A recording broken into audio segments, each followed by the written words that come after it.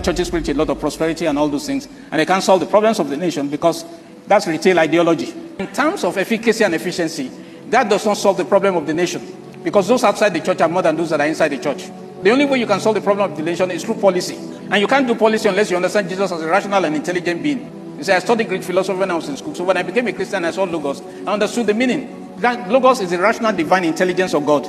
If you can't access God at that level, you can't function. Let me tell you a story. We were conducting a strategy session for a bank, and we ran into problems on Friday.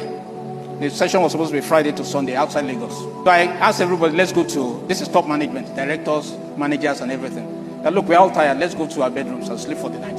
Tomorrow we'll have a fresh mind. As we were sleeping, at 6 a.m., I felt a physical tap on my body. Physical, not spiritual.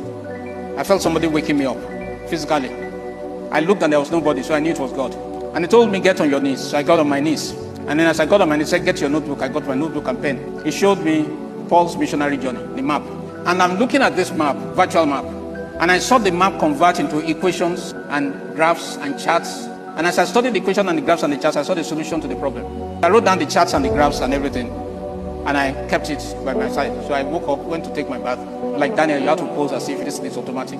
We got to the hall the next day, and I began to write down the equations and the charts and the graphs and everything. And of course, the beginning they were looking at that, this is Kolo. We knew he was a strange guy, but what is he doing?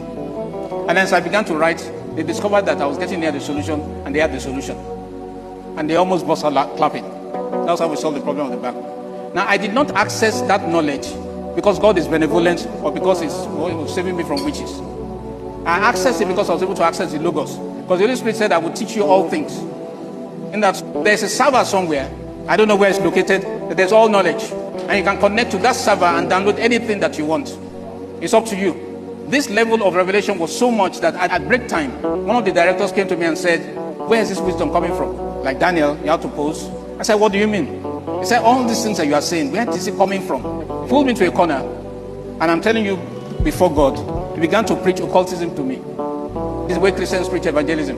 He began to ask me to join the occult, because I'll be a prince on the other side. I mean, dangled all sorts of things. I'd never seen such a thing before.